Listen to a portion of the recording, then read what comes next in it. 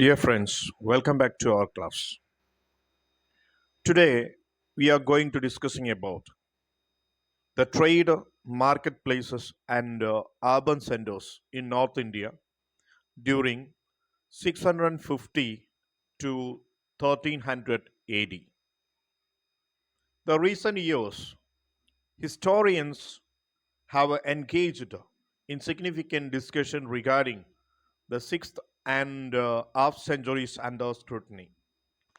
Interest in this time frame emerged in the mid 1930s.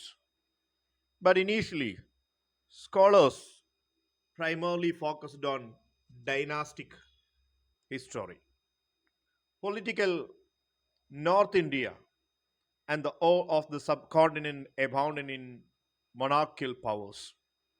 But unlike the powers of pre 600 AD, none of the powers exercised a paramount position on either North India, the Deccan, and the far south. The political scene featured by the prevalence of the number of regional powers of a great strength and many local powers.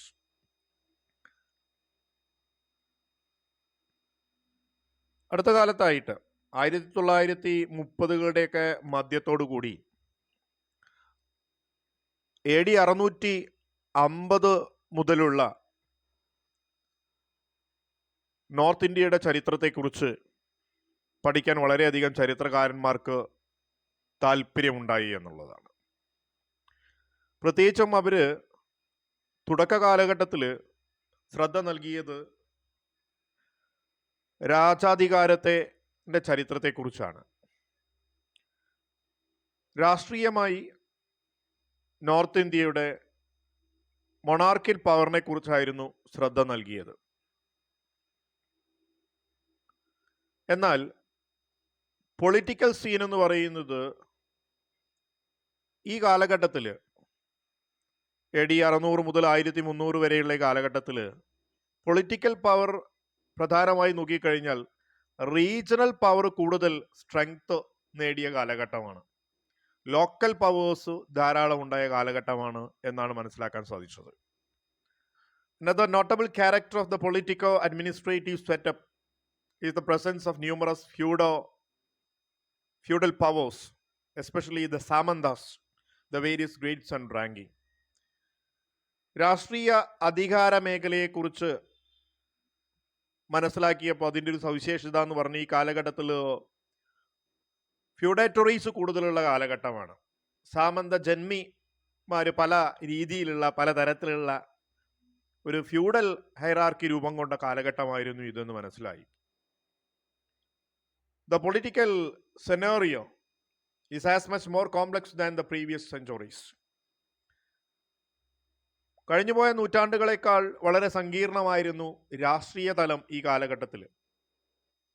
In recent times, scholars are more interested in explaining the process of emergence of consolidation of regional politics rather than presenting the narrative dynastic succession.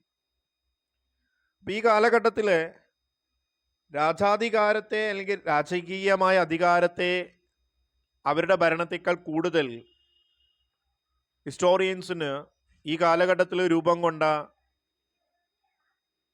Politics എന്തായിരുന്നു എന്ന് പറയാനാണ്. These rulers issued a multitude of lands granting, which serves as a primary source of information, not just for political history, but also understanding the socio-economic, cultural aspects of the time. ഈ കാലഘട്ടത്തിൽ ഭരണാധികാരികൾ കൂടുതൽ land ഗ്രാൻഡുകൾ നടത്തപ്പെട്ടിട്ടുണ്ട് എന്നുള്ളത് കൊണ്ട് നമുക്ക് കുറേയൊക്കെ വിവരം ഈ കാലഘട്ടത്തെക്കുറിച്ച് നമുക്ക് ലഭ്യമാണ്. ഈ കാലഘട്ടത്തിൻ്റെ സാമൂഹിക, സാമ്പത്തിക, രാഷ്ട്രീയ, സാംസ്കാരിക തലം എന്താണെന്ന് ഈ തലങ്ങളിൽ നിന്ന് നമുക്ക് മനസ്സിലാക്കാൻ പറ്റും, ഈ സോഴ്സുകളിൽ നിന്ന്. സോ അവർ first topic is debates on urban decay, argument for declining. 4-ാം നൂറ്റാണ്ടോടുകൂടി നഗരശോഷണം സംഭവിച്ചു നോർത്ത് ഇന്ത്യയിൽ എന്ന് പറയപ്പെടുന്നുണ്ട്. എന്തായിരുന്നു ഈ നഗരശോഷണത്തിൻ്റെ കാരണം? അതിന് മുന്നോട്ട് വയ്ക്കുന്ന വാദങ്ങൾ എന്തൊക്കെയാണ്? Land grants, understandable, hold invaluable information about the rural society and economy of the early medieval period. However, due to the inherent nature and purpose, these grants offer limited insight into the activities of craftsmen and merchants in urban centers. ഗ്രാമീണ മേഖലയുടെ ജീവിതം, അതുപോലെ സാമ്പത്തിക ഘടന, പ്രത്യേകിച്ചും മധ്യകാലഘട്ടത്തിലെ north ഇന്ത്യയുടെ rural സൊസൈറ്റിയും economical life എന്താണെന്ന് നമുക്ക് വിവരങ്ങൾ ലഭ്യമായത് ലാൻഡ് ഗ്രാൻഡ് ഇൻസ്ക്രിപ്ഷനിലൂടെ. പക്ഷെ അതിനൊരു പരിമിതി ഉണ്ടായിരുന്നു എന്നാണ് പറയുന്നത്. പ്രത്യേകിച്ചും അതിന് ഇൻഹറന്റ് നേച്ചർ ഉള്ളതുകൊണ്ട് ക്രാഫ്റ്റ്മെന്റ് ആക്ടിവിറ്റിയെക്കുറിച്ചും മേർച്ചൻസിന്റെ ലൈഫിനെ കുറിച്ചും അർബൻ സെന്റേഴ്സിനെ കുറിച്ചുള്ള വിവരങ്ങൾ ഈ ലാൻഡ് ഗ്രാൻഡുകളിൽ പരിമിതമായിരുന്നു എന്നുള്ള. One can hardly miss the immense proliferation of copper plate charters since 600 AD, the subcontinent, including North India. Information of non-agrarian sector of the economy in such grants is relatively scarce. അപ്പോൾ land ഗ്രാൻഡിനെ കുറിച്ചുള്ള വിവരങ്ങൾ വളരെ പ്രത്യേകിച്ചും സാമ്പത്തികമായ തലമാണ് എന്നുള്ളതുകൊണ്ട് non agrarian സെക്ടറായിട്ടുള്ള ഈ land ഗ്രാൻഡിനെ കുറിച്ചുള്ള വിവരങ്ങൾ വളരെ കുറവായിരുന്നു. ധാരാളം കോപ്പർ പ്ലേറ്റുകൾ, ചെമ്പ് തകിടുകളിൽ രേഖപ്പെടുത്തി വെക്കുന്ന ഒരു സമ്പ്രദായം അക്കാലഘട്ടത്തിൽ AD 600-കളിലൊക്കെ ഉണ്ടായിരുന്നു എന്നുള്ളതുകൊണ്ട്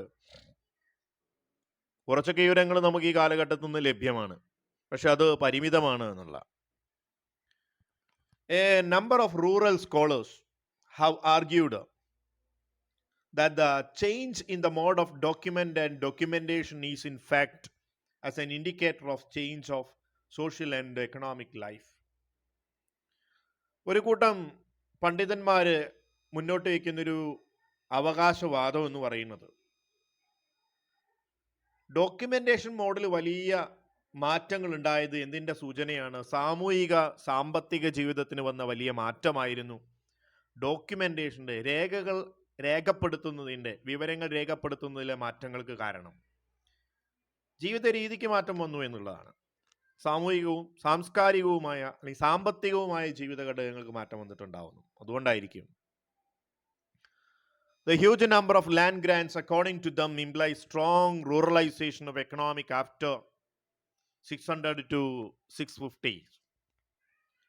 വലിയ തോതിലുള്ള ലാൻഡ് ഗ്രാൻഡുകൾ കാണപ്പെടാനുള്ള കാരണമെന്ന് പറഞ്ഞാൽ വലിയ തോതിലുള്ള ഗ്രാമീണവൽക്കരണം ഉണ്ടായി, സാമ്പത്തിക മേഖലയിൽ ഗ്രാമീണവൽക്കരണം ഉണ്ടായി എന്നുള്ളതാണ്. 600-കളിലും 650-കളിലും. In such changes, material milieu in the relevance of craftsmen, merchant, urban centers appear to have lessons. അപ്പൊ ഇത്തരത്തിലുള്ള മാറ്റങ്ങൾ ക്രാഫ്റ്റ്മെന്റെ ലൈഫിൽ, മെർച്ചൻസിന്റെ ലൈഫിൽ, അർബൻ സെന്റേഴ്സിലൊക്കെ പ്രതിഫലിക്കപ്പെട്ടു. അതിനൊന്നും വലിയ പ്രാധാന്യങ്ങളില്ലാതായി മാറി തുടങ്ങി. It has been argued that decline in Indian flourishing and brisk commerce with the Roman Empire after the 4th century adversely affected India's commercial economy. 4-ാം നൂറ്റാണ്ടിന് ശേഷം ഇന്ത്യയുടെ വളർച്ച പരിമിതമാക്കപ്പെട്ടു, അല്ലെങ്കിൽ ഒന്ന് കുറഞ്ഞു. കാരണം റോമക്കാരുമായിട്ടുള്ള വ്യാപാരത്തിൽ വലിയ ഇടിവ് സംഭവിച്ചു. അത് ഇന്ത്യൻ കൊമേഴ്സ്യൽ എക്കോണമിക്ക് വലിയ എഫക്റ്റ് ഉണ്ടാക്കി, തകർച്ചയുണ്ടാക്കി. The period from 600 to 1000 CE did not witness India's meaningful participation in long distance trade. ഇനി അത് മാത്രമല്ല, 600 മുതൽ 1000 വരെയുള്ള ഈ കാലഘട്ടത്തിൽ ലോങ് ഡിസ്റ്റൻസ് ട്രേഡിന്റെ ഒരു ഭാഗമായിരുന്നില്ല ഇന്ത്യ, അല്ലെങ്കിൽ അതിന്റെ പങ്കാളിത്തം ഇന്ത്യക്ക് ഉണ്ടായിരുന്നില്ല, കുറഞ്ഞുപോയി എന്നുള്ളതും സൂചിപ്പിക്കുന്നുണ്ട്. ഇതിൻ്റെയൊക്കെ ഫലം എന്താണ്? കോമഡിറ്റിയുടെ വരവ് കുറഞ്ഞു, ക്രാഫ്റ്റ് പ്രൊഡക്ഷന്റെ ഉൽപാദനങ്ങൾ കുറഞ്ഞു, എക്സ്ചേഞ്ച് കുറഞ്ഞു, ഇന്റർനാഷണൽ ആയിട്ടുള്ള എക്സ്ചേഞ്ച് കുറഞ്ഞു എന്നുള്ള. It is implied, therefore, that India's long distance trade revived after 1000 CE, mainly because the growth of the trade with expanding Arab commercial network. AD 1000-ന് ശേഷമാണ് വീണ്ടും ലോങ് ഡിസ്റ്റൻസ് ട്രേഡ് ഇന്ത്യയിൽ പുനരാരംഭിക്കുന്നത്. അതിന് പ്രധാനമായ കാരണം അറബികളുമായിട്ടുള്ള വാണിജ്യ വ്യാപാര ബന്ധം രൂപപ്പെട്ടു എന്നുള്ളതാണ്. From the epigraphic material, have been added and supplemented information from the literary text, especially Puranas. The close perusal major Puranas. പ്രധാനമായും സാഹിത്യ ഗ്രന്ഥങ്ങളായിട്ടുള്ള പുരാണങ്ങളെ അടിസ്ഥാനമാക്കിയിട്ടാണ് ഈ കാലഘട്ടത്തിലെ ഇത്തരം വസ്തുതകളെ കുറിച്ച് നമുക്ക് മനസ്സിലാക്കാൻ സാധിക്കുക. The Puranas may be shaped by the around 4th and 5th centuries. AD 4-5 നൂറ്റാണ്ടുകളിലൊക്കെ ആയിരിക്കും ഇത് തയ്യാറാക്കപ്പെട്ടത് എന്നാണ് പറയുന്നത് സ്കോളേഴ്സ്. അതുകൊണ്ട് തന്നെ Puranic description imply sharp change in socio economic and political situation. ഇന്ത്യയുടെ സാമൂഹിക സാമ്പത്തിക രാഷ്ട്രീയ ജീവിതത്തിലുണ്ടായ മാറ്റങ്ങൾ പുരാണിക് ഡെസ്ക്രിപ്ഷനിൽ ഉണ്ടായിരിക്കും എന്നുള്ളതാണ്.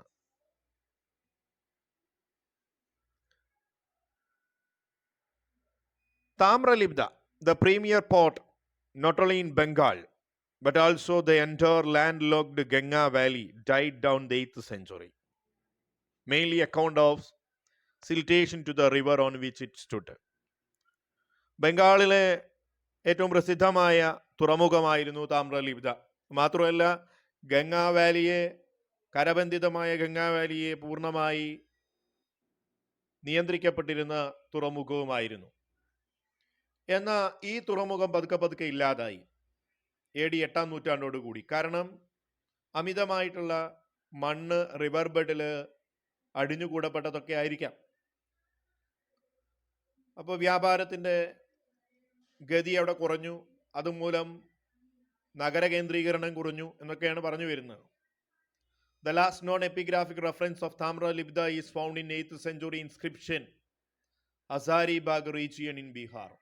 ബീഹാറിലെ ഹസാരിബാഗിൽ നിന്ന് പ്രദേശത്തു നിന്ന് ലഭ്യമായ 8-ാം നൂറ്റാണ്ടിൽ എഴുതപ്പെട്ട ഒരു ലേഖനത്തിലാണ് ഏറ്റവും അവസാനമായി താമ്രലിപ്ത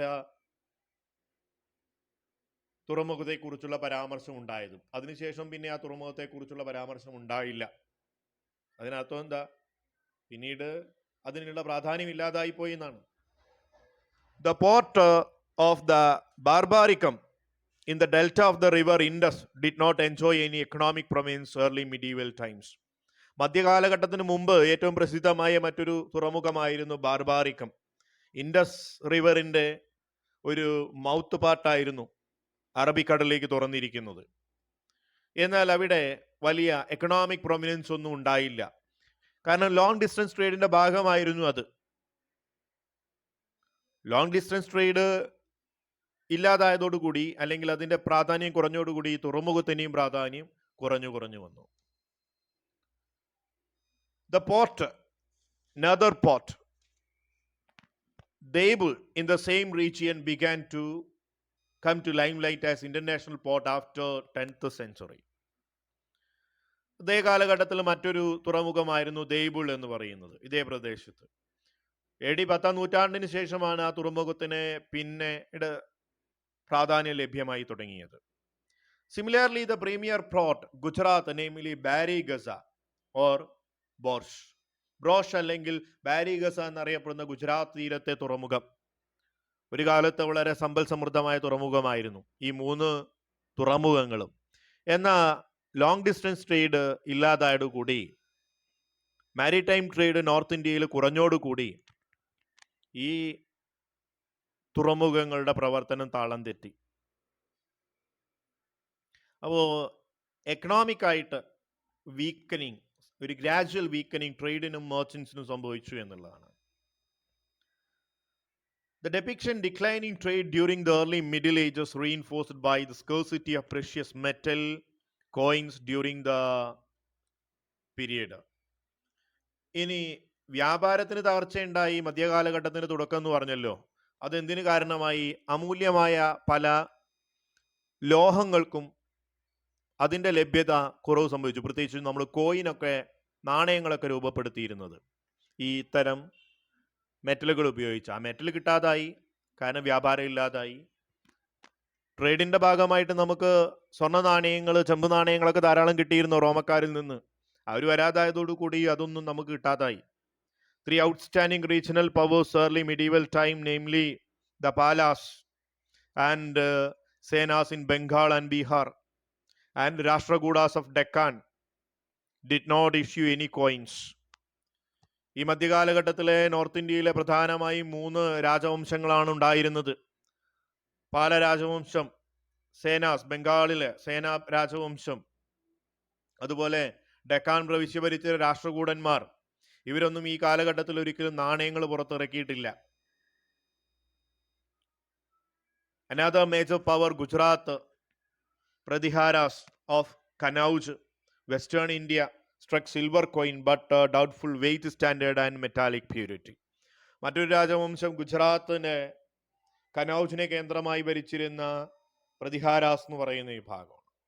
അവര് വെള്ളി നാണയങ്ങൾ പുറത്തിറക്കിയിരുന്നു, പക്ഷെ അതിനൊരു വെയിറ്റ് സ്റ്റാൻഡേർഡ് ഉണ്ടായിരുന്നില്ല, അതുപോലെ മെറ്റാലിക് പ്യൂരിറ്റി ഉണ്ടായിരുന്നില്ല. അതുകൊണ്ട് തന്നെ പ്യൂരിറ്റി ഇല്ലാത്ത, വെയിറ്റ് സ്റ്റാൻഡേർഡ് ഇല്ലാത്ത കോയിൻ ഒരിക്കലും എന്തിനു യൂസ് ചെയ്യാൻ പറ്റില്ല. It is unsuitable, reliable, the metallic medium or exchange in to long distance trade. മറ്റു രാജ്യങ്ങൾ അതിൽ ഉപയോഗിക്കാൻ പറ്റില്ല, പ്യൂരിറ്റി ഇല്ലാത്തതുകൊണ്ട്. ഏകകം, അതിൻ്റെ വെയിറ്റ് സ്റ്റാൻഡേർഡ് ഇല്ലാത്തതുകൊണ്ട്. അതുകൊണ്ട് തന്നെ ലോങ് ഡിസ്റ്റൻസ് ട്രേഡിൻ്റെ ഒരു എക്സ്ചേഞ്ച് മീഡിയമായിട്ട് അതിനെ ഉപയോഗപ്പെടുത്തിയിട്ടുമില്ല. അപ്പോൾ അതിനെന്തുണ്ടായിരുന്നില്ല, ഫേസ് വാല്യൂ ഇല്ലാതെ പോയി ആ നാണയത്തിന് എന്നും പറയപ്പെടുന്നു. In several copper plates, grand originating from the Ganga Valley, particularly from Bengal, terms related to the coins such as Purana, Dharana, Drama are occasionally mentioned. ചില പ്രത്യേകിച്ചും ഗംഗ താഴ്വരകളിൽ, അതുപോലെ ബംഗാളിലൊക്കെ ഏറ്റവും കൂടുതൽ കണ്ടുവന്നിരുന്ന കോപ്പർ പ്ലേറ്റ് ഗ്രാൻഡുകളിൽ പരാമർശിച്ച ഒരു കോയിനായിരുന്നു പുരാണ. അതിനെ ധാരണ എന്നും ദ്രാമ എന്നും ഒക്കെ അറിയപ്പെട്ടിരുന്നു ഈ നാണയങ്ങൾ. Despite knowledge of this coin terms, no physical example of such coins have been found within territory of Pala's Senas. ഇങ്ങനെ പരാമർശം ഉണ്ടെങ്കിലും ഈ പാല സേന രാജവംശങ്ങളിലൊന്നും ഒരിക്കലും ഈ ഒരു കോയിൻ്റെ അവശിഷ്ടങ്ങളൊന്നും ലഭ്യമായില്ല. On the other hand, large number of copper plate mentioning kabardagas or cowries. മറ്റൊന്ന്, copper പ്ലേറ്റിൽ സൂചിപ്പിക്കപ്പെട്ട മറ്റൊരു വസ്തുത, പണത്തിന് വേണ്ടി ഉപയോഗിച്ചിരുന്ന കവറി ഷെല്ലുകൾ ഉപയോഗിച്ചപ്പെട്ടിരുന്നു. കബർഡക എന്നാണ് എക്സ്പ്രഷൻ. കബർഡക പുരാണ also figure these copper plate. Copper പ്ലേറ്റിൽ അങ്ങനെയാ പറഞ്ഞ്, കബർഡക പുരാണ കവറി ഷെല്ലുകളാണ്. The term do not point particular type of coin, but refer Purana or a silver coin terms equivalent to cowrie shell. അപ്പോൾ സിൽവർ കോയിന് തുല്യമായിരുന്നു കവറി ഷെല്ലുകൾ എന്നുള്ളൊരു പരാമർശമുണ്ട്, എന്നാൽ ഇത് കോയിൻ അല്ല എന്നാണ് പറയുന്നത്. അപ്പോൾ ട്രഡീഷണൽ അരിത്തമാറ്റിക് ടേബിളിൽ, ഏർലി മിഡീവൽ ഈസ്റ്റ് ഇന്ത്യയിലെ അരിത്തമാറ്റിക് ടേബിളിൽ പറയുന്നത് ഇങ്ങനെയാണ്, ഒരു റേഷ്യോ പറയുന്നുണ്ട്. സിൽവർ കോയിനും കവറി ഷെല്ലും തമ്മിലുള്ള റേഷ്യോ എന്ന് പറയുന്നത് 1:1280. ഒരു സിൽവർ കോയിന് തുല്യമാണ് 1280 കവറി ഷെൽസ് എന്നാണ് പറഞ്ഞിട്ടുള്ളത്. 1280 cowries were equivalent to 1 silver coin. The wide use of expression Kavaradaga Purana, the early medieval inscription. മധ്യകാലഘട്ടത്തിൻ്റെ തുടക്കത്തിലുണ്ടായിരുന്ന പല ലേഖനങ്ങളിലും ഒരു മീഡിയം ഓഫ് എക്സ്ചേഞ്ച് ആയിട്ട് ഈ കവറി ഷെല്ലിനെ കണ്ടിരുന്നു എന്നാണ് പരാമർശിക്കുന്നത്. This seems to have replaced the metallic medium of exchange with lost their relevance according to their questionable intrinsic value. അപ്പോൾ ലോഹ നാണയങ്ങൾ ഉപയോഗിച്ചിരുന്നു മാധ്യമത്തിന് വേണ്ടി. അത് മാറിയിട്ട് പകരം കവറി ഷെല്ലുകൾ വന്നപ്പോൾ അവരുടെ മൂല്യം ചോദ്യം ചെയ്യപ്പെട്ടു എന്നുള്ളതാണ് പ്രധാനമായിട്ടും. കാരണം ഇതിൻ്റെ എണ്ണമൊക്കെ തന്നെ നമ്മൾ നോക്കിയാൽ അറിയാം. Transportation of huge bulk of cowrie shell would have created more problem than advantage. ഇതിൽ ഗുണമല്ല ഉണ്ടായത്, കുറേ ദോഷം ഉണ്ടായത്. കാരണം ഒരു വെള്ളി നാണയത്തിന് പകരം 1280 കവറി ഷെല്ല് കൊടുക്കണം എന്നൊക്കെ പറഞ്ഞ് ഇത്രത്തോളം കവറി ഷെല്ലുകളുമായി സഞ്ചരിച്ച് വ്യാപാരം ചെയ്യുക എന്ന് പറഞ്ഞ് വലിയ ബുദ്ധിമുട്ടുണ്ടാക്കുകയാണ് ചെയ്തത്, ഗുണമല്ല ഉണ്ടായത്. In other words, cowrie shells are viewed unsuitable long distance commerce. അപ്പോൾ കവറി ഷെല്ലുകൾ ലോങ് ഡിസ്റ്റൻസ് ട്രേഡിന് സ്യൂട്ടബിൾ ആയിരുന്നില്ല. ഇതും വ്യാപാരത്തിൻ്റെ തകർച്ചയ്ക്ക് കാരണമാണ്. അന്ന് ഇന്ത്യക്കാർ ഉപയോഗിച്ച ഓരോ വസ്തുതകളാണ്. അപ്പോൾ പ്രധാനമായും നമ്മൾ ഇതിനെ വിളിക്കുന്നൊരു പേര് മോണിറ്ററി അനീമിയ എന്നാണ് ഇതിനെ വിളിക്കുക. Perception of monetary anaemia commercial എക്കോണമിയെ പൂർണ്ണമായി ബാധിച്ച ഒന്നാണായിരുന്നു എന്ത് മോണിറ്ററി അനീമിയ എന്നറിയപ്പെടുന്ന ഈ വസ്തുത. The dwindling trade, relative absence of metallic money were not conducive to the large-scale production of commodity for exchange-related purpose. But decline of trade and limited presence of metallic currency എന്നുള്ളത് did not favor to extensive production of commodity. Metallic presence ഇല്ല, ഒരു currency ഇല്ല, അല്ലേ? വ്യാപാരത്തിന്റെ കുറവ് സംഭവിച്ചു എന്നുള്ളതൊന്ന് ഒരിക്കലും വലിയ തോതിലുള്ള ഉൽപാദനത്തിന് സഹായകമല്ല. ഇതിന്റെ ഫലം ഒരുപാടുണ്ടായി. ഇത് ഗ്രാമമേഖലയും അല്ലാത്ത മേഖലകളെയൊക്കെ ബാധിച്ചിട്ടുണ്ട്. The relative lack of trade thus brought about a self-sufficient village which were enclosed and stagnant. വ്യാപാരം കുറഞ്ഞോടുകൂടി ഉൽപ്പന്നങ്ങൾക്ക് മറ്റുള്ള സ്ഥലങ്ങളെ ആശ്രയിക്കാൻ സാധിക്കാത്തതോടുകൂടി ഗ്രാമങ്ങൾ കുറെ കൂടി സെൽഫ് സഫിഷ്യൻ്റ് ആയി മാറാനുള്ള ശ്രമത്തിലേക്ക് കടന്നു. The lack of coin money could have posed a serious problem for rulers to pay salary to their officers. പണമില്ല എന്നുള്ള വസ്തുത ഭരണാധികാരികളെ കൂടുതൽ സ്വാധീനിച്ചു. കാരണം അവർക്ക് ശമ്പളം കൊടുക്കാൻ പണമില്ലാതായി മാറി, മെറ്റലുകളില്ല. Under such circumstances, the rulers had to take a recourse to the assigning land to his officers to live for cash. ഈ ഒരു സാഹചര്യത്തിൽ ഭരണാധികാരികൾ തങ്ങളുടെ തൊഴിലാളികൾക്ക് പണം നൽകുന്നതിന് പകരം ഭൂമി അസൈൻ ചെയ്തു കൊടുക്കാൻ തുടങ്ങി. This would give rise to the practice issuing secular land grant. ഇത് സെക്കുലർ ലാൻഡ് ഗ്രാൻഡ് സിസ്റ്റത്തിലേക്ക് നയിച്ചു. In addition, grant land for the religious person institution. അപ്പോൾ സ്ഥാപനങ്ങൾക്കോ അമ്പലങ്ങൾക്കോ മതപരമായിട്ടുള്ള സ്ഥാപനങ്ങൾക്ക് അതുപോലെ ബ്രാഹ്മണർക്കൊക്കെ ഭൂമി ഗ്രാൻഡായി നൽകുന്നതിന് പുറമെ ഇപ്പം എന്ത് ചെയ്തു? വ്യക്തികൾക്കും കൂടുതൽ ധാരാളം ഉദ്യോഗസ്ഥന്മാർ അവരുടെ മതമോ ജാതിയോ സ്ഥാനമോ നോക്കാതെ രാജാവ് തൻ്റെ തൊഴിലാളികൾക്ക് അല്ലെങ്കിൽ ഭരണാധികാരികൾ തങ്ങളുടെ തൊഴിലാളികൾക്ക് ഭൂമി ഗ്രാൻഡ് ചെയ്യാൻ തുടങ്ങി. The assigned service secular land grant further impoverished the royal exchequer and corroded to the central authority. Absence of trade, metallic medium of exchange that emerged early medieval North India, essentially self-sufficient enclosed village economy. അപ്പോൾ ഈ പണമില്ലാത്ത അവസ്ഥ, വ്യാപാരമില്ലാത്ത അവസ്ഥ, ലോഹങ്ങളില്ലാത്ത അവസ്ഥ, കൂടുതൽ ഭൂമി ആളുകൾക്ക് grand ചെയ്യുന്ന അവസ്ഥയൊക്കെ ഉണ്ടായപ്പോൾ ഇത് മധ്യകാല ഇന്ത്യയിലെ ഗ്രാമങ്ങളെ കൂടുതൽ എക്കണോമിക് സെൽഫ് സഫിഷ്യൻ്റ് ആയി മാറ്റി എന്നുള്ളതാണ്. ഈ മോണിറ്ററി അനീമിയ ഇപ്രകാരമായിരുന്നു അവരെ ബാധിച്ചത്.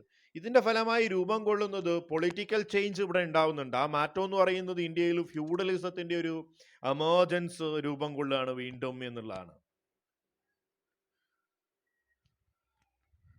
The great difficulty of the payment of the royal functionaries in cash. The outcome of this situation was the practice of giving service grants, jagir, high officers leave of cash. അപ്പോൾ പണത്തിന് പകരമായിട്ട് ഉന്നത ഉദ്യോഗസ്ഥർക്ക് ഭൂമി service grand ആയിട്ട് നൽകാൻ തുടങ്ങി എന്നുള്ളത് ഇവിടെ വലിയൊരു മാറ്റത്തിന് കാരണമായി. എന്തായിരുന്നു ആ മാറ്റം എന്നാണ് പറയുന്നത്? ആളുകളുടെ കൈകളിൽ കൂടുതൽ, ചില ഉദ്യോഗസ്ഥന്മാരുടെ കയ്യിൽ കൂടുതൽ ഭൂമി വന്നു ചേർന്ന് അവർ വെൽത്തി ആവാൻ തുടങ്ങി. അവർ കൂടുതൽ പവർഫുൾ ആയി മാറി. They become locally very powerful. This would further undermine the authority of rulers. അപ്പൊ ഇത് ഭരണാധികാരികളുടെ, രാജാക്കന്മാരുടെ അധികാരത്തെ കുറച്ചു കൊണ്ടുവന്നു. ലോക്കലി അവർക്കുണ്ടായിരുന്ന പൊളിറ്റിക്കൽ അതോറിറ്റി കുറഞ്ഞു വരിക. Ruler progressively lose the significant portion their economic and political authority. These are feudatories and vassals. ഇപ്പൊ ജന്മിമാര്, ഭൂവുടമകള്, അവർക്ക് കൂടുതൽ രാഷ്ട്രീയപരമായി തങ്ങളുടെ പ്രദേശങ്ങളിൽ കൂടുതൽ അധികാരമുണ്ടാക്കി. കാരണം അവരുടെ കയ്യിലായി ഭൂമി. സാമ്പത്തിക മേൽക്കോയ്മയും അവർക്ക് ഉണ്ടാക്കി. The economic and political circumstances of this time led to emergence strengthening feudalism in India. അപ്പോൾ ഏർലി മിഡീവൽ പീരീഡാണ്, മധ്യകാലഘട്ടത്തിൻ്റെ തുടക്കത്തിലാണ് എന്ത് ചെയ്തു, ഇന്ത്യയിൽ വീണ്ടും ഫ്യൂഡലിസത്തിൻ്റെ എമർജൻസും ഫ്യൂഡലിസത്തിൻ്റെ സ്ട്രെങ്തനിങ്ങും, ശക്തി പ്രാപിക്കാനും തുടങ്ങിയത്. Because feudalist economy is predominant rural and offered a limited opportunity for trade. Feudal economy എന്ന് പറയുന്ന ഗ്രാമമേഖലയെ അടിസ്ഥാനമാക്കിയിട്ടായിരുന്നു കൂടുതൽ, കൂടാതെ വ്യാപാരത്തിന് വലിയ സ്വാധീനമൊന്നും ഫ്യൂഡൽ എക്കോണമിയിൽ ഉണ്ടായിരുന്നില്ല എന്നും നമുക്കറിയാവുന്നതാണ്. കൂടാതെ അർബൻ ഡെവലപ്മെന്റിനെ ഒരിക്കലും പ്രോത്സാഹിപ്പിക്കുകയും ചെയ്തിട്ടില്ല ഫ്യൂഡൽ എക്കോണമി. അപ്പോൾ അതിന്റെ കാരണങ്ങളാണ് നമ്മൾ എങ്ങനെയാണ് അതിലേക്ക് എത്തിയത് എന്ന് നമ്മൾ പറഞ്ഞുകൊണ്ടിരിക്കുന്നത്. അപ്പോൾ മിഡീവൽ സിറ്റീസ് വളരെ പൂറായി മാറി. ഓൾറെഡി ഉണ്ടായിരുന്ന സിറ്റികളൊക്കെ ഇങ്ങനെ ദരിദ്രമായി കൊണ്ടിരുന്നു. Many of the former urban centers have yield evidence their decaying material milieu, hazard layout in utilization reused bricks. ഇപ്പോൾ മുൻപുണ്ടായിരുന്ന വലിയ നഗര കേന്ദ്രങ്ങൾ പതുക്കെ പതുക്കെ എന്തിലേക്ക്, തകർച്ചയിലേക്കും ശോഷണങ്ങളിലേക്കും വന്നു. പല വസ്തുക്കളും അവർക്ക് കിട്ടാതായി മാറി. These are interpreted as the clear sign of deurbanization of the great part of the subcontinent, including North India during 600 to 1000 AD. ഇതാണ് നഗരശോഷണത്തിന്റെ പ്രധാന കാരണമായി ചൂണ്ടിക്കാണിക്കുന്നത്, പ്രത്യേകിച്ച് നോർത്ത് ഇന്ത്യയിൽ 600 മുതൽ 1000 വരെയുള്ള കാലഘട്ടത്തിൽ. Early medieval North India witnessed the rise of many centers of pilgrims, which as sacred centers sometimes assumed urban proportion. മുൻപൊരു കാലത്ത് വലിയ നഗരങ്ങളായി, മധ്യകാലഘട്ടത്തിൻ്റെ മുൻപ് വലിയ നഗരങ്ങളായി നിലകൊണ്ടിരുന്ന സ്ഥലങ്ങൾ മധ്യകാലഘട്ടത്തിൻ്റെ തുടക്കത്തോടു കൂടി, പ്രത്യേകിച്ച് നോർത്ത് ഇന്ത്യയിൽ ഇത്തരം സ്ഥലങ്ങളൊക്കെ പിൽഗ്രിം സെന്ററുകളായി മാറി എന്നുള്ളതാണ്, അല്ലെങ്കിൽ പുണ്യസ്ഥലങ്ങളായി മാറുക. Historians of Indian feudalism argue that urban centers lost their primary relevance as trading zone. നഗരകേന്ദ്രങ്ങളുടെ പ്രാധാന്യം എന്തായിരുന്നു? അത് നഗരകേന്ദ്രങ്ങൾ എന്ന് പറഞ്ഞാൽ വാണിജ്യ കേന്ദ്രങ്ങളാണ്, വ്യാപാര കേന്ദ്രങ്ങളാണ്. വ്യാപാരങ്ങൾ, ട്രേഡ് ഇല്ലാതായി, വാണിജ്യമില്ലാതായതോടുകൂടി നഗരകേന്ദ്രങ്ങളുടെ പ്രാധാന്യം പതുക്കെ പതുക്കെ കുറഞ്ഞു വന്നു.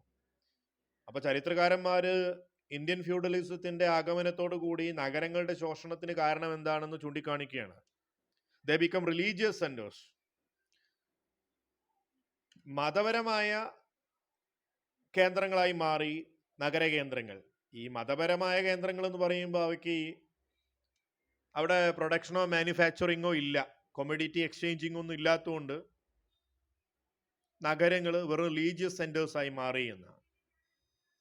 ഇതെല്ലാം ഈ നേരത്തെ നമ്മൾ സൂചിപ്പിച്ച മോണിറ്ററി അനീമിയ എന്ന് പറയുന്ന പ്രോബ്ലത്തിന്റെ ഒരു വലിയ എഫക്റ്റായിട്ട് വേണം നമ്മൾ ഇതിനെ കണക്കാക്കാൻ. Second topic, debate on the urban decay argument against. ഇപ്പോൾ പറഞ്ഞിട്ടുള്ള അർബൻ ഡീക്കേയിങ് ആർഗ്യുമെന്റിനെ എഗെയിൻസ്റ്റ് ആയിട്ടുള്ള ഒരു ഡിബേറ്റ് ഉണ്ടായിട്ടുണ്ട്, ഒരു സംവാദം ഉണ്ടായിട്ടുണ്ട്. അതെന്താണ്? The above portrayal declining commercial urban economy in North India during the early Middle Ages has not gone uncontested. The formulation of feudal economy in early medieval India has also been critiqued. മുകളിൽ നമ്മൾ വാണിജ്യ നഗര സമ്പദ്ഘടനയുടെ ശോഷണത്തെക്കുറിച്ച് സൂചിപ്പിച്ചു. North ഇന്ത്യയിലെ ഇതൊരിക്കലും വെല്ലുവിളികളില്ലാതെ അംഗീകരിക്കപ്പെടുന്ന ഒരു theory അല്ല. ക്രിട്ടിക്കുകൾ, നിരൂപകർ ഇതിനെ ചോദ്യം ചെയ്തിട്ടുണ്ട്, വിമർശിച്ചിട്ടുണ്ട്. The concept of feudal economy in early medieval India has also been subjected to scrutiny and criticized എന്നാണ് പറയുന്നത്. മധ്യകാലഘട്ടത്തിന്റെ തുടക്കത്തിൽ ഫ്യൂഡലിസം ആവിർഭാവം കൊണ്ടതിനെ സൂക്ഷ്മ പരിശോധനയ്ക്കും വിമർശനത്തിനും വിധേയമാക്കി നിരൂപകർ, ചരിത്ര നിരൂപകർ. Many scholars have pointed out factual inaccuracies of the formation feudal economy. പല പണ്ഡിതന്മാരും മുന്നോട്ട് വെച്ച ആശയം, ഈ പറയുന്ന ഫ്യൂഡൽ എക്കോണമി എന്ന് പറയുന്ന ഈ വിവരത്തിന് ഒരു കൃത്യതയൊന്നുമില്ല, കൃത്യമായ തെളിവുകളൊന്നുമില്ല എന്നാണ്. Attempt to have been made using various sources including epigraphic material to show trade did not alarmingly decline. അവർ മുന്നോട്ട് വയ്ക്കുന്ന ആശയം എന്ന് പറഞ്ഞാൽ പല തെളിവുകളും നിരത്തിക്കൊണ്ട് പറയുകയാണ്, ഈ കാലഘട്ടത്തിൽ ഈ പറയുന്ന അത്രത്തോളം ആശങ്കാവഹമായിട്ടുള്ള രീതിയിൽ വ്യാപാരം ശോഷണം സംഭവിച്ചിട്ടില്ല, കുറവ് സംഭവിച്ചിട്ടില്ല. അതുപോലെ ഈ പറയുന്ന പോലെ no more deurbanisation over extensive area, ഒരുപാട് മേഖലയിലൊന്നും ശോഷണം ഉണ്ടായിട്ടുമില്ല. ചിലയിടത്തൊക്കെ ഉണ്ടാവും, പക്ഷെ വലിയ തോതിലൊന്നും ഉണ്ടായിട്ടില്ല എന്ന്. It is beyond any doubt the practice land grant, often issued a reference to land laying, uncultivated, unsettled forest or fallow tract, paved the way, unprecedented rural expansion. ഇനി land grand ധാരാളം നടന്നിട്ടുണ്ട്, അതിന് യാതൊരു സംശയവുമില്ല. കാരണം അവർ പറയുന്നത് എന്താണ്, മുമ്പ് കൾട്ടിവേറ്റ് ചെയ്യാതിരുന്ന സ്ഥലങ്ങൾ, അതുപോലെ ഫോറസ്റ്റ് ഏരിയ, വേസ്റ്റ് ലാൻഡുകൾ, ഇതൊക്കെ കൂടുതൽ റൂറൽ എക്സ്പാൻഷന് വേണ്ടി ലാൻഡ് ഗ്രാൻഡ് ആയിട്ട് ചെയ്യപ്പെട്ടതായിരിക്കും എന്നാണ്. But does not a proliferation, agrarian settlement necessary imply consolidation, self-sufficient and enclosed village? അടുത്തതായി ഉന്നയിക്കുന്ന ഒരു ചോദ്യം, എങ്ങനെയാ ഗ്രാമങ്ങൾക്കൊക്കെ ഒരു സെൽഫ് സഫിഷ്യൻ, സ്വയം പര്യാപ്ത സമ്പദ് വ്യവസ്ഥ ഉണ്ടാക്കാൻ സാധിക്കുകയാണ്? ഈ കാലഘട്ടത്തിലെ ഗ്രാമങ്ങൾക്ക് ഒരിക്കലും ഒരു സെൽഫ് സഫിഷ്യന്റ് എൻക്ലോസ്ഡ് വില്ലേജ് ആവാൻ കഴിയില്ല. കാരണം അവർക്ക് പരസ്പരം ആശ്രയിക്കേണ്ടി വരുന്നുണ്ട്. ആശ്രയിക്കാതെ കഴിയില്ലല്ലോ. അതിന് ചൂണ്ടിക്കാണിക്കുന്ന കാര്യം എന്ന് പറയുന്നത്, namely salt and irons were not available locally at each every village. എല്ലാ ഗ്രാമത്തിലും കിട്ടുന്ന ഒരു കാര്യമല്ല ഉപ്പും ഇരുമ്പും. ഈ രണ്ട് കാര്യങ്ങളും എല്ലാ ഗ്രാമങ്ങൾക്കും വേണം, പക്ഷെ എല്ലായിടത്തും കിട്ടില്ല. ഉപ്പ് കിട്ടണമെങ്കിൽ കോസ്റ്റൽ ഏരിയയിലെ വില്ലേജുകളെ ആശ്രയിക്കണം, അല്ലേ? ഇരുമ്പ് കിട്ടണമെങ്കിൽ അതിൻ്റെ ഖനനമുള്ള ഏരിയയെ ആശ്രയിക്കണം. അപ്പോൾ പരസ്പരം ആശ്രയിച്ചുകൊണ്ട് തന്നെയായിരിക്കും ഒരു പക്ഷേ അവരുടെ റിസോഴ്സിന് വേണ്ടി പരസ്പരം ആശ്രയിച്ചിട്ടുണ്ടാവും. അല്ലാതെ പൂർണ്ണമായി ഒന്നൊരു ക്ലോസ്ഡ് എക്കണോമിക് വില്ലേജുകളൊന്നും അല്ലായിരുന്നു ഈ കാലഘട്ടത്തിൽ ഉണ്ടായിരുന്നത്. ഇങ്ങനെയാണ് ഈ പറയുന്ന അർബൻ ഡീകേ ആർഗ്യുമെന്റിനെ എഗെയിൻസ്റ്റ് ചെയ്യുന്നത്. അപ്പോൾ next topic, presence of market places. In-depth studies of land grants reveals that marketplaces were not entirely absent in these records.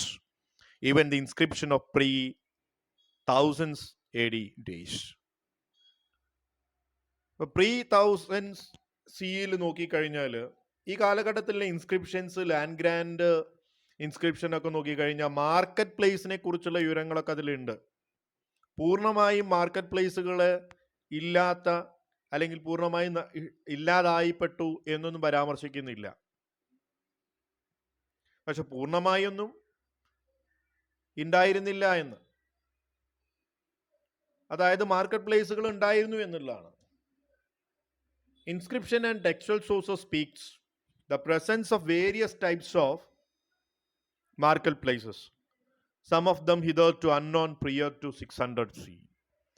AD 600 മുമ്പ് ഒരിക്കലും കേട്ടിട്ട് പോലും ഇല്ലാത്ത പല മാർക്കറ്റ് പ്ലേസുകളെ കുറിച്ചും പല തരത്തിലുള്ള മാർക്കറ്റ് പ്ലേസുകളെ കുറിച്ചും ചരിത്ര രേഖകളുണ്ട്. അതായത് കോപ്പർ പ്ലേറ്റുകളിലോ ടെക്സ്ച്വൽ സ്കോഴ്സുകളിലോ സാഹിത്യ ഗ്രന്ഥങ്ങളിലൊക്കെ പരാമർശിച്ചിട്ടുണ്ട്. ഓൾറെഡി നമ്മൾ പറഞ്ഞിട്ടുള്ളൊരു കാര്യമാണിത്. The term hatta and hattika frequently occurs inscription of north India early middle age. മധ്യകാലഘട്ടത്തിലെ കടകളെ, വാണിജ്യ കേന്ദ്രങ്ങളെയൊക്കെ പറഞ്ഞിരുന്ന ഹട്ട എന്നാണ്. ഇത് പല രേഖകളിലും പരാമർശിക്കപ്പെട്ട ഒന്നാണ്. Hatta generally signifies the rural level of small centre of exchange.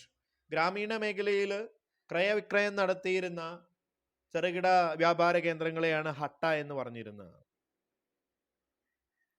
ഇപ്പോൾ മോഡേൺ കാലഘട്ടത്തിലും ഇതൊന്ന് കുറച്ചുകൂടെ ലോപിച്ചുകൊണ്ട് ഹട്ട് എന്നുള്ള ബംഗാളിൽ, ബീഹാറിലൊക്കെ ഉപയോഗിക്കുന്ന ഒരു പദമായി മാറിയിട്ടുണ്ട് കടകളെ. HAT, ഹാറ്റ്, ഹത്ത് എന്ന് പറയുന്നത്. Many such epigraphic descriptions of hatta also speak of the availability of drinking water, resting places, feeding houses, the close to hatta. അപ്പോൾ പല ലിഖിതങ്ങളിൽ, രേഖകളിൽ ഹട്ടകളെ കുറിച്ച് പറയുന്നുണ്ട്. ഡ്രിങ്കിങ് വാട്ടർ നൽകുന്ന പ്രഭ എന്ന് പറയുന്ന ഹട്ട ഉണ്ടായിരുന്നു. ആളുകൾക്ക് വിശ്രമിക്കാനുള്ള റെസ്റ്റിംഗ് പ്ലേസ് ആയിട്ടുള്ള ആരാമ എന്ന് പറയുന്ന ഹട്ട ഉണ്ടായിരുന്നു. ഫീഡിങ് ഹൗസ്, ഭക്ഷണം നൽകിയിരുന്ന ഹട്ട ഉണ്ടായിരുന്നു, സത്ര. ഇങ്ങനെ പലതരത്തിലുള്ള ഹട്ടകൾ ഉണ്ടായിരുന്നു ഈ കാലഘട്ടത്തിൽ. In some inscription of the Pala, the term hattavara is encountered. അപ്പോൾ പാലാസിലെ ചില ഇൻസ്ക്രിപ്ഷനിൽ അറിഞ്ഞിരിക്കുന്ന ഒരു പദം എന്ന് പറയുന്നത് ഹട്ടവാര എന്നാണ്. It would be probably denote hatta more important or larger than ordinary one. നമ്മൾ സാധാരണ പറഞ്ഞിട്ടുള്ള കുഞ്ഞ് ഗ്രാമങ്ങളിലുള്ള ഹട്ടയല്ല ഇവിടെ പറയുന്നത്. കുറച്ചുകൂടെ വലിയ ഒരു ഓർഡിനറിയേക്കാൾ വലിയ ഒരു പ്രാധാന്യമുള്ള ഒരു ഹട്ടയാണ് ഈ ഹട്ടവാര എന്ന് പറയുന്നത്. In case of point probably Devapala Devahatta, Devapala Devahatta എന്നുള്ളൊരു പരാമർശമുണ്ട്. അതെന്ത് Devapala Devahatta? Stood close the famous monastery and university of Nalanda. Nalanda സർവകലാശാലയ്ക്ക് സമീപമായിരുന്നു ഇത് എന്നാണ്. The hatta being named after Devapala, റൂളറായിരുന്ന പാല ഭരണാധികാരിയായിരുന്ന ദേവപാലന്റെ പേരായിരുന്നു ഈ അട്ടയ്ക്കിട്ടത്. അതുകൊണ്ടാണ് ദേവപാല ദേവഹട്ട എന്ന പേര് വരാനുള്ള കാരണം. Likely to was a larger more prominent than simple rural level market place. അപ്പൊ ഗ്രാമീണ മേഖലയിലെ ചെറുകിട വ്യാപാര കേന്ദ്രത്തെക്കാൾ വലിയ ഒന്നായിരുന്നു ഈ ദേവപാല ദേവഹട്ട എന്നറിയപ്പെടുന്നത്. That there stood hatta in the eastern part as well-known urban market centers. Thattanandapuma is evident clear inscription found from there. അപ്പോൾ ഈസ്റ്റേൺ നമ്മൾ ഈ പറയുന്ന ഉത്തർപ്രദേശ് ഭാഗത്ത് വളരെ പ്രസിദ്ധമായ ഒരു ഹട്ട ഉണ്ടായിരുന്നു, അർബൻ മാർക്കറ്റ് സെന്റർ ഉണ്ടായിരുന്നു. അതിന്റെ പേര് തട്ടാനന്ദപുര എന്നായിരുന്നു. This hatta was certainly not a rural level market. അവിടെയും പരാമർശം ഇങ്ങനെയാണ്, ഇതൊരു ഗ്രാമീണ തലത്തിലുള്ള ഒരു വാണിജ്യ കേന്ദ്രമല്ല, but a situated large urban trading area ആണ്. The mention hattamarga or a street leading the market place found another inscription തട്ടാനന്ദപുര.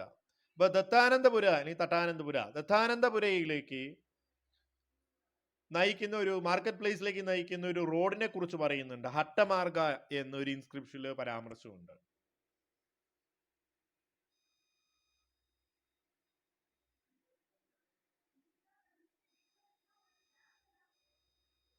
At early medieval Prudhaga, modern Pioha in Karnal district in Haryana, took place in the 9th century holds fair. മധ്യകാലഘട്ടത്തിന് തുടക്കത്തിൽ ഋതുതക എന്ന് പറയുന്ന സ്ഥലം ഇന്നത്തെ ഹരിയാനയിലെ kernel ഡിസ്ട്രിക്റ്റിലോട് ചേർന്ന ഒരു പ്രദേശമാണ്. അവിടെ 9th സെഞ്ചുറി 9ാം നൂറ്റാണ്ടിൽ ഹോൾസ് ഫെയർ നടന്നിരുന്നു എന്നുള്ള, കുതിരകളെ വിൽക്കുന്ന ഒരു ചന്ത നടന്നിരുന്നു. The relevant inscription also gives us the names of horse dealers who assembled at ഋതുതക. അപ്പൊ ഇവിടെ ഈ ഹോഴ്സ് ഡീലേഴ്സ് എല്ലാവരും കൂടെ ഒരുമിച്ച് കൂടുമായിരുന്നു ഒരു ദിവസം എന്നാണ് പറയുന്നത്. ദ ടേം യാത്ര, അതായത് ഗോതകയാത്ര എന്നാണ് അതിന് പറയുക. Stand the fair which once again the periodic nature എന്നാണ്. നമ്മള് ആഴ്ചച്ചന്തകൾ, മാസച്ചന്തകൾ, വാർഷിക ചന്തകളൊക്കെ നടക്കുന്ന പോലെയാണ് ഇവിടെ പരാമർശിക്കപ്പെടുന്നത്. പലതരത്തിലുള്ള മൃഗങ്ങളെ കൊണ്ടുവന്ന് വിൽപ്പനയ്ക്ക് വെക്കുക എന്നുള്ളതാണ് അങ്ങനെയുള്ള വാണിജ്യ കേന്ദ്രം. അപ്പൊ ഇങ്ങനെ ആഴ്ചയിൽ ഒരിക്കൽ അല്ലെങ്കിൽ ആഴ്ചയിൽ 2 തവണയൊക്കെ നടത്തുന്ന വാണിജ്യ കേന്ദ്രങ്ങളുണ്ട് ഇത്തരത്തിൽ. Such an annual fair for the transaction in woolly animal took place the 9th century Kaman in Rajasthan. രാജസ്ഥാനിലെ കമാൻ എന്ന് പറയുന്ന സ്ഥലത്ത് 9ാം നൂറ്റാണ്ടിൽ വൂളി ആനിമൽസിനെ ഇങ്ങനൊരു ആനുവൽ ഫെയർ നടത്താറുണ്ട്. അതിനെ വിളിക്കാറ് കംബ്ലി ഹട്ട എന്നാണ്. കമാൻ ഇൻസ്ക്രിപ്ഷനിൽ അതിനെ അടയാളപ്പെടുത്തി കംബ്ലി ഹട്ട, അതായത് കമ്പിളി രോമം നൽകുന്ന മൃഗങ്ങൾ. അപ്പോൾ രോമമുള്ള ഈ മൃഗങ്ങളെ എല്ലാത്തിനെയും കൂടി ഒരു ചന്ത നടത്തും വർഷത്തിലൊരിക്കൽ. അതാണ് കംബ്ലി ഹട്ട എന്ന് പറയപ്പെടുന്നത്. Entirely from North Indian inscription that once come across the new type of marketplace from 8th and 9th centuries. ഇപ്പൊ 8ാം നൂറ്റാണ്ട് മുതൽ 9ാം നൂറ്റാണ്ട് വരെ നോക്കിക്കഴിഞ്ഞാൽ ഈ നോർത്ത് ഇന്ത്യയിൽ പലതരത്തിലുള്ള മാർക്കറ്റ് പ്ലേസുകളെ കുറിച്ച്, നൊവൈൽ ടൈപ്പുകളായിട്ടുള്ള ഡിഫറെന്റ് കൈൻഡ്സ് ഓഫ് മാർക്കറ്റ് പ്ലേസുകളെ കുറിച്ച് പരാമർശിച്ച് കാണാം. അതിലൊന്നാണ് മണ്ഡപിക എന്നറിയപ്പെടുന്നത്. Mandapika literally meaning a covered area എന്നാണ്. മണ്ഡപിക എന്ന് പറഞ്ഞ മണ്ഡപം, covered area. The term is question can easily be equated with mandis, which abound in modern times in Ganga Yamuna upper Ganga Valley, Western India. ആധുനിക കാലഘട്ടത്തിൽ വെസ്റ്റ് ഇന്ത്യയിൽ അതുപോലെ ഗംഗാ വാലിയിൽ ഗംഗ യമുന സമതലങ്ങൾ തീരങ്ങൾക്കിടയിലുള്ള സമതലങ്ങളിൽ ഇന്ന് കാണുന്ന മാൻഡിസ് എന്നറിയപ്പെടുന്നതിന് തുല്യമായിട്ടുള്ള ഒരു പദം തന്നെയാണ് മണ്ഡപിക എന്ന് പറയുന്നത്. These mandates are larger than rural level huts. ഗ്രാമപ്രദേശത്ത് കണ്ടിരുന്ന ഹട്ടയേക്കാൾ കൂടുതൽ വലിയ ഒരു വാണിജ്യ കേന്ദ്രം, ഒരു മാർക്കറ്റ് പ്ലേസ് ആണ് മാൻഡിസ് എന്ന് പറയുന്നത്. എന്നാൽ ലാർജ് അർബൻ ഏരിയയേക്കാൾ സ്മോളർ ആണ്. One of the earliest reference of the mandis is seen in the Bejnath Prasasti in Kangra region, Himachal Pradesh. മാണ്ഡിയെ കുറിച്ചുള്ള ഏറ്റവും പഴക്കം ചെന്ന പരാമർശം എന്ന് പറയുന്നത് ഹിമാചൽ പ്രദേശിൽ നിന്നാണ്. 8-9 നൂറ്റാണ്ടുകളിൽ ഹിമാചൽ പ്രദേശിലെ കാംഗ്ര പ്രദേശത്ത് ബേജ്നാഥിൽ ഒരു മാണ്ഡി സ്ഥിതി ചെയ്തിരുന്നു എന്ന് പരാമർശമുണ്ട്. The Mandapika at Nadula demand our special attention. The inscription from Nadol show that Nadula was initially a village. In fact, one village in a cluster of 12 villages. വളരെ നമ്മുടെ നമ്മൾ ശ്രദ്ധിക്കേണ്ട പ്രാധാന്യം അറിയിക്കുന്ന ഒരു മാണ്ഡപികയാണ് നാദുലയിലുള്ളത്, ആധുനിക നാദോൾ എന്ന് പറയുന്ന സ്ഥലത്ത്. പ്രത്യേകത എന്താണ്? ഇവിടുത്തെ ഇൻസ്ക്രിപ്ഷനിൽ പറയുന്നത്, നാദോളിലെ ഇൻസ്ക്രിപ്ഷനിൽ പറയുന്നത് നാദുല എന്ന് പറയുന്നത് ആദ്യ കാലഘട്ടത്തിൽ ഒരു ഗ്രാമമായിരുന്നു. പിന്നീട് 1 village in A cluster of 12 village എന്ന 12 ഗ്രാമങ്ങളിലെ ഒരു ഗ്രാമമായിരുന്നു അത്. Nathu La subsequently emerged as a mandapika, which considerable trade took place mainly in the grains, other agricultural products.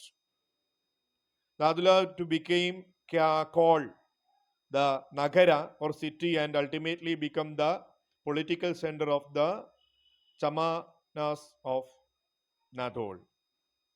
12 ഗ്രാമങ്ങളിൽ ഒരു ഗ്രാമമായിരുന്നു ഇത് നമ്മൾ ഈ പറയുന്ന നാദുല എന്നറിയപ്പെടുന്നത്. ഈ നാദുലയിൽ ഒരു മണ്ഡപിക ഉണ്ടായിരുന്നു. ആ മണ്ഡപിക സാധാരണ ഗ്രെയിൻസും പച്ചക്കറികളും അഗ്രികൾച്ചറൽ പ്രോഡക്ട്സും ഒക്കെ ആയിരുന്നു വിൽപ്പന നടത്തിയിരുന്നത്. പതുക്കെ പതുക്കെ നാദുല വളർന്ന് ഒരു നഗരമായി മാറി. നാദുല പിന്നീട് എന്തായി അറിയപ്പെട്ടു? നഗര എന്നറിയപ്പെട്ടു, അതായത് സിറ്റി എന്നറിയപ്പെട്ടു എന്നാണ് പരാമർശിക്കുന്നത്.